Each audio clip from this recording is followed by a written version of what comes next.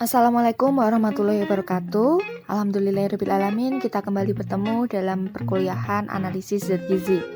Pada kesempatan hari ini kita akan mempelajari mengenai cara melakukan analisis kadar lemak atau minyak pada bahan pangan. Analisis lemak pada bahan pangan dapat dilakukan dengan menggunakan metode Sochlet, yaitu metode secara langsung dengan mengekstrak lemak dari bahan pangan dengan menggunakan pelarut organik seperti heksana, petroleum ether, dan dietyl ether. Pada praktikum ini kita menggunakan pelarut organik yaitu heksana. Kemudian tujuan dari praktikum kita pada hari ini yaitu mengukur kadar lemak atau minyak, wet base dan juga dry base dari bahan pangan menggunakan metode Sochlet. Untuk alat yang kita gunakan dalam praktikum ini, yang pertama rangkaian ekstraktor Sochlet, kemudian hot plate, botol timbang, oven, timbangan analitik, desikator, dan penjepit. Untuk fungsi dari masing-masing alat tentunya kalian sudah tahu karena kita sudah pernah bahas pada praktikum pengenalan alat. Sedangkan untuk bahan kita akan menggunakan tepung kedelai. Ya, langkah pertama dari percobaan ini kita buat dulu selongsong atau gulungan kertas ya yang terbuat dari kertas saring. Di sini kita menggunakan kertas saring seperti ini ya. Nanti akan kita buat selongsong seperti ini. Ya. Nah, cara membuatnya adalah kita gulung kertas saring dengan menggunakan spidol.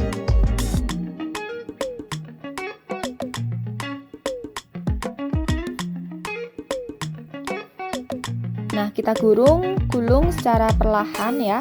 Kita menggunakan spidol karena pada ujung spidol terdapat lubang yang nantinya akan berfungsi juga dalam pembuatan selongsong ini. Ya, kita gulung dengan perlahan. Nah, kemudian pada bagian ujungnya, nah kita tekan masuk ke dalam ya. Seperti ini.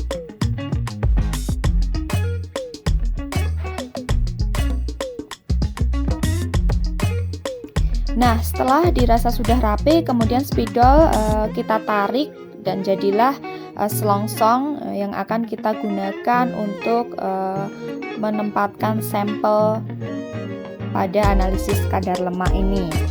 Setelah kita dapatkan selongsong yang seperti ini ya.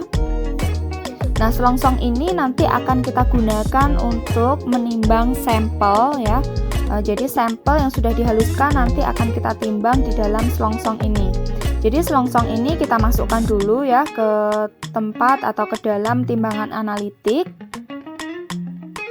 Ya, kita pastikan posisinya aman ya. Kemudian kita tekan tombol tar supaya timbangan analitik menjadi 0. Setelah itu kita ambil ya sampel berupa tepung kedelai yang sudah dihaluskan tentunya. Ya, kita ambil sebanyak 1 sampai dengan 2 gram sampel. Ya, kita tempatkan ke dalam selongsong ya. Ini harus dilakukan dengan hati-hati supaya tidak berceceran keluar atau ke sekitar selongsong. Nah, apabila ada sampel yang terpaksa tumpah dan berceceran, kita bersihkan supaya tidak mempengaruhi jumlah sampel yang akan kita gunakan.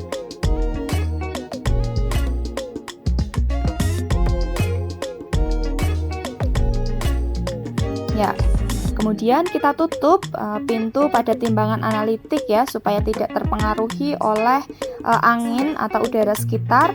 Kemudian setelah sampel dirasa cukup, kita ambil selongsong yang sudah berisi sampel tersebut. Kemudian selongsong yang berisi sampel ini kita gulung atau kita lipat dari bagian atas ya.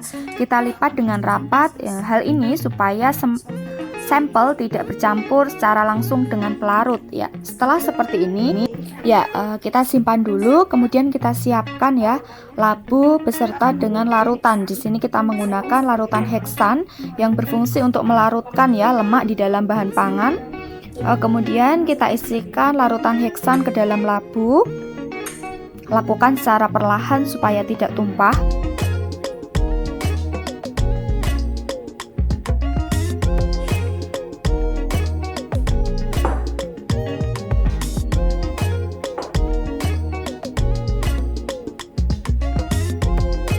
Ya, kemudian kita tutup kembali ya botol yang memuat atau tempat untuk menampung larutan heksan tadi. Nah, bagian dari ekstraktor sohlet sendiri terdiri ya, bagian atas itu adalah kondensor ya. Kemudian ini merupakan timbal ya. Kita masukkan sampel ke dalam timbal yang berfungsi sebagai wadah untuk sampel yang ingin diambil zatnya. Di sini kita akan mengambil kadar lemak. Ya, kemudian kita tuang ya larutan heksan tadi. Ya, kita lakukan secara perlahan.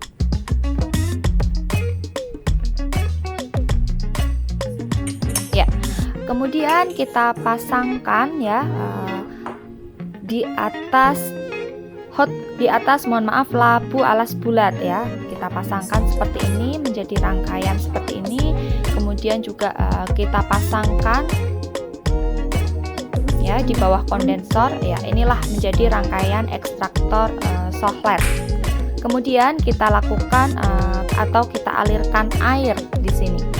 Nah, ini berfungsi untuk mendinginkan proses reaksi ini atau untuk mempercepat proses pengembunan pada reaksi ini. Ya, kita alirkan ya dengan selang yang terhubung dengan keran. Ya, jadi pada rangkaian sohlet ini ya, pada prinsipnya ya, pada bagian bawah pada labu itu dipanaskan yang berisi larutan pelarut ya, kemudian akan berbentuk uap ya, karena dipanaskan kemudian akan berbentuk uap, kemudian naik ke atas, kemudian sampai pada kondensor di sana karena suasananya dingin ya, karena ada aliran air tadi, maka uap ini akan berubah menjadi air dan air ini akan menetes ke dalam tabung yang berisi sampel.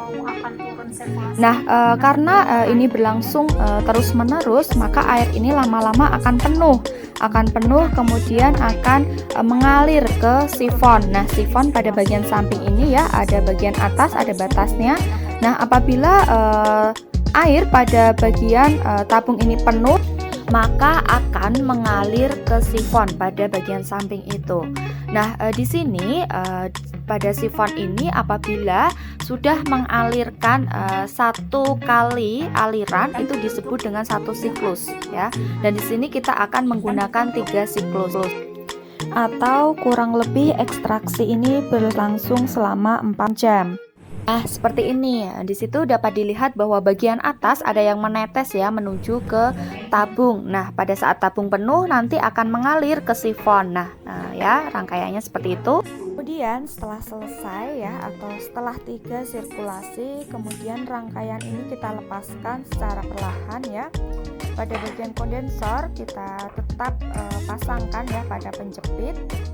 Kemudian tangan kiri kita memegang tabung dan juga labu yang berisi larutan pelarut tadi ya. Kita pegang dengan menggunakan alas karena ini sangat panas ya.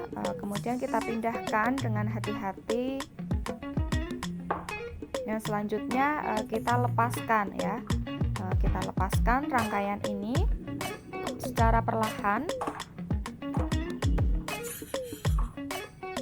Kemudian kita tuangkan larutan yang berada pada tabung ke dalam labu. Nah, ini merupakan larutan heksana yang telah mengandung ekstrak lemak dan minyak. Kemudian kita panaskan ya, atau kita uapkan dulu sampai warnanya agak pekat.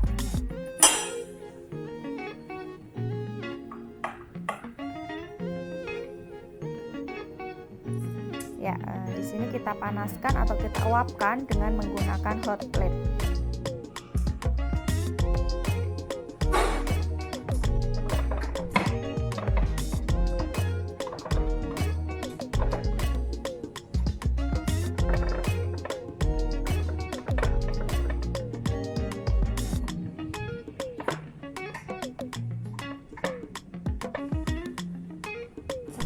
Ya, jadi proses penguapan ini juga berfungsi ya untuk menguapkan dari pelarut yang masih banyak ya. Di sini dapat kita lihat masih sangat banyak. Kemudian kita uapkan ya.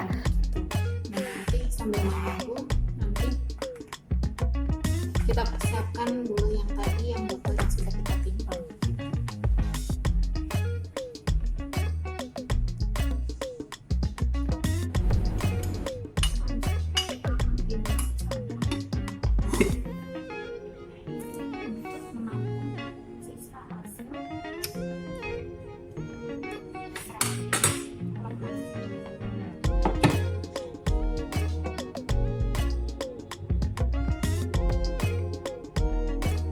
Ya, botol ini nantinya akan kita gunakan untuk menampung sisa hasil ekstraksi dari lemak pada bahan pangan. Ya, kemudian selanjutnya kita tuangkan larutan heksan tadi yang berisi atau larutan heksan bersama dengan lemak atau minyak tadi kita tuangkan ke dalam botol yang sudah kita timbang. Kita tuangkan dengan menggunakan bantuan penjepit ya, karena ini sangat panas.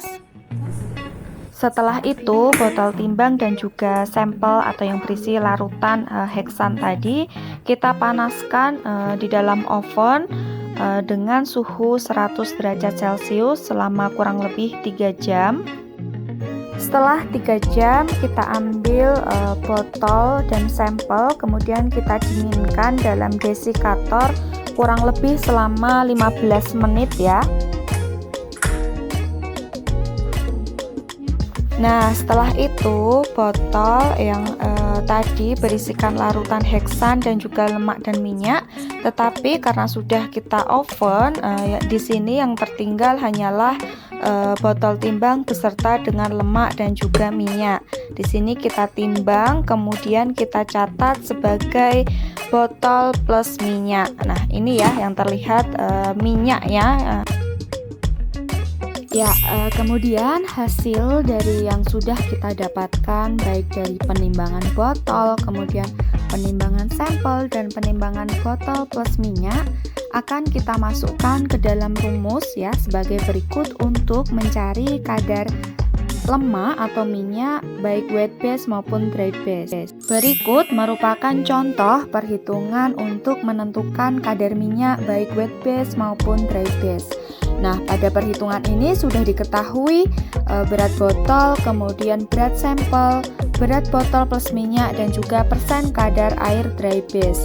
Di sana nanti akan kalian gunakan untuk menghitung berat sampel bebas air, kadar minyak, baik wet base dan juga dry base. Setelah itu, kalian dapat mengerjakan laporan sesuai dengan format yang sudah di-share. Kemudian kalian dapat hitung untuk hasil penentuan kadar minyak baik wet base maupun dry base. Untuk penentuan kadar minyak dengan menggunakan dry base, kalian juga akan menghitung terlebih dahulu berat sampel bebas air. Nah, untuk perhitungan ini seperti kemarin di laporan penentuan kadar abu, kalian tampilkan hasil keseluruhan dari 10 perhitungan ini pada tabel ini. Tetapi untuk perhitungan dan juga pembahasan yang dicantumkan pada laporan individu kalian itu cukup nomor atau hasil perhitungan sesuai dengan nomor kelompok kalian. Jadi semisal kalian anggota kelompok 1, kalian cukup bahas dan juga cantumkan rincian perhitungan untuk soal nomor 1. Tetapi yang perlu diingat di sini laporannya adalah individu. Setelah itu kalian dapat bahas sesuai dengan literatur yang kalian dapatkan. Ya, selanjutnya mahasiswa dapat membuka open learning kemudian melaksanakan instruksi selanjutnya untuk perkuliahan pada hari ini. Demikian pembahasan kita mengenai analisis kadar lemak pada bahan pangan. Semoga bermanfaat, tetap semangat dalam belajar, semoga sukses. Akhir kata, wabillahi taufik wal hidayah, wassalamualaikum warahmatullahi wabarakatuh.